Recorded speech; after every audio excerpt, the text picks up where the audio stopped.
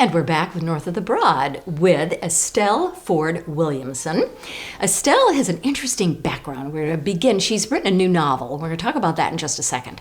But first of all, I want to introduce you, as a journalist and then a psychologist and then now a nonfiction writer and a novelist. So you've been writing basically your whole life, but you took a little hiatus in there, right, Estelle? So talk a little bit about that. Well, I did work for UPI as a journalist in Atlanta during the Civil Rights days and went into public information work, regular hours. And from that, got a master's in psychology and did training, mostly training development. I never did therapy. I was mostly doing training and development in corporations. And part of that was career development, where you help people with their goals. Yes. And I finally, after about 20 years of that, said, I really want to I'm done. set my own goal. I want to do what I want to do. Yeah.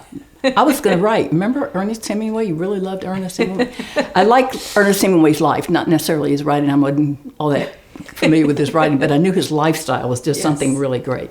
Well, I wasn't going to travel to Spain, but I thought I would write a novel about things I knew about, which would have been Southern history. Right. And so I wrote Abbeville Farewell, a novel of early Atlanta, North Georgia.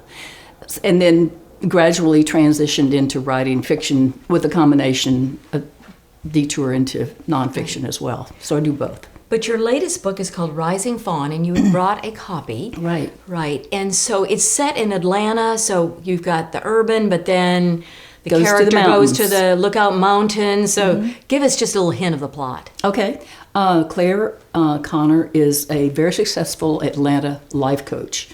She helps people with their lives and achieving their goals. She's very good at it. She's married to Willie Clem, and she thinks he's maybe seeing somebody on the side. There's some weird things going on, but the book opens when all of a sudden she's confronted with a massive loss of her credit card identity. And then there's another financial shock. Somebody has taken out a home equity loan in their name, cashed it in for $200,000. He gets mad, tells her to leave my home. Husband tells her. Yeah, husband tells out. her. And it's just all very confusing. She happens to know of a house that her mother has on Lookout Mountain, which is on the Alabama side of Lookout Mountain, which is practically into Alabama, near Chattanooga, way far away. She didn't know much about it, except that there were some ancestors way back there, Irish and Italian ancestors she knew very little about. Her mother's a mystery. These people are a mystery. She ends up having a tip that maybe there's some work she can do up there, some career development work. So she goes up there, kind of in a tear, and her best friend Helene says, "Is there any bipolar in your family?" And she's saying, "I don't know. Maybe that sister that left." There are all these people in the family that are just very mysterious. So the story is about her coming to grips with the marriage, the credit card theft, the home equity line theft, just all the things that can happen to a modern person. At the blink of an eye, it can just happen.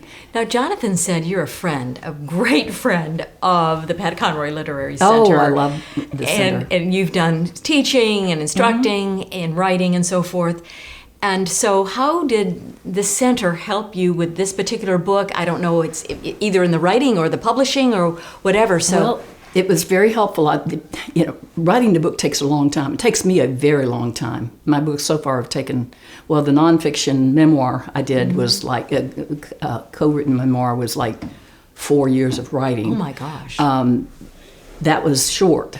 I take a long time. So in the course of this, I'd had a lot of workshops with different people. William Walsh, who wrote a blurb on the back, I met him back when I was first writing fiction, and then I saw him again.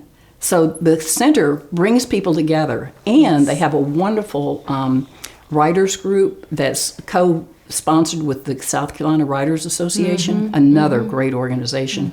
And so just the fact that they're here, we arrived the same time. I arrived to live here just as they were starting the center. I'd known Pat a little bit. My sister-in-law was actually good friends with him in high school here in Beaufort. But it was like the live center is what helped me get this finished and get it published. And there were ideas. I met Valerie Sayers, who also blurbed my book, at a Pat Conroy event, Literary event. Is it published now, and can we Yes. get it? Can we Right. buy it? And how do we do that? Very quickly. We only have just It's on all the usual places. You can Okay. order it through any bookstore. Very good. It's locally available at Nevermore, the Beaufort Bookstore, Macintosh Books, and you can ask any bookstore that orders Very books good. to order it. Thank you so much. Rising Fawn with Estelle Ford-Williamson. Appreciate you being with us today and Thank telling us you. about Thank your you for life. the opportunity. Yes. been And we'll be great. right back with North of the Broad. Don't go away.